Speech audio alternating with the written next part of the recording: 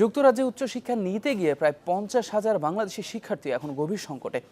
Student কনসালটেন্সির নামে বেশ কিছু চক্রের খপ্পরে পড়ে তাদের বেশিরভাগই এখন সর্বশান্ত।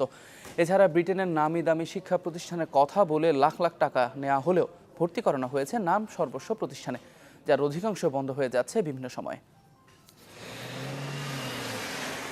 হাসান মাহমুদ 2010-এ উচ্চ মাধ্যমিক শেষে ভর্তি হয় ঢাকায় এক বেসরকারি বিশ্ববিদ্যালয়ে।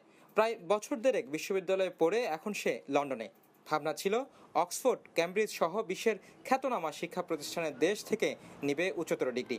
কিন্তু সেই স্বপ্ন পেছনে ফেলে এখন হাসান বাঙালি মালিকানাধীন এক দোকানের কর্মচারী। ফেয়ার ইন্টারন্যাশনাল নামে একটা এজেন্সির মাধ্যমে আমার আসা, তো ওখান থেকে আসলে ইউকের একটা ওয়েসলিং কলেজ, তো আসলে ওখানে আমাকে বলা হয়েছে যে ওয়েসলিং কলেজ অনেক হাইলি ট্রাস্টেড কলেজ, তো এভাবে বলে আনা আর কি। হাইলি ট্রাস্টেড বলে আসলে একটা প্রতারণার শিকার আর কি।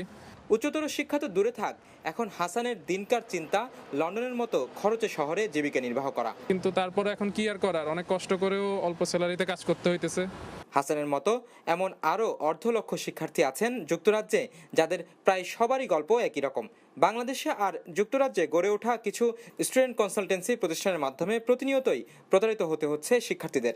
আর নানান অজুহাতে যুক্তরাজ্যের শিক্ষা বিষয়ক কর্তৃপক্ষ স্থায়ী বা সাময়িকভাবে বন্ধ করছে বিভিন্ন সময় তাদেরই অনুমোদন দেয়া শিক্ষা প্রতিষ্ঠানগুলো। সর্বশেষ যে 57 ইনস্টিটিউশন বন্ধ করে দেওয়া হলো একরকম, আপনি দেখেন সেখানে ইউনিভার্সিটিও আছে। আপনি জানেন যে সেখানে 3টা ইউনিভার্সিটি আছে। সো হু মানে এক্সপেক্টেড বিফোর যে এরকম ইউনিভার্সিটিও বন্ধ হয়ে যাবে। কলেজ বা বিশ্ববিদ্যালয় বন্ধের ফলে শিক্ষার্থীরা যেমন চরমভাবে ক্ষতিগ্রস্ত হচ্ছে আর্থিক ও মানসিকভাবে, তেমনি হয়ে পড়ছে অবৈধ অভিবাসী। যদি রিভোক হয় তাহলে তাদের বেলায় যে আগের যে ফিগুলো দিল কলেজগুলোতে, সেগুলোতে ফেরত পাওয়ার সম্ভাবনা অত্যন্ত কম। নতুন যে কলেজ বা ইনস্টিটিউশন যেটা যাবে, তার আবার ফির যে ব্যবস্থা করা, কাসের ব্যবস্থা করা, হোম অফিসে অ্যাপ্লিকেশন করা, সব মিলিয়ে তার উপর একটা অর্থনৈতিক একটা চাপ। অভিবাসী আইন বিশেষজ্ঞরা বলছেন, এই সংকট সমাধানে সংশ্লিষ্ট কর্তৃপক্ষগুলো এগিয়ে না আসলে এর প্রভাবও পড়বে যুক্তরাজ্যের আর্থসামাজিক পরিবেশে।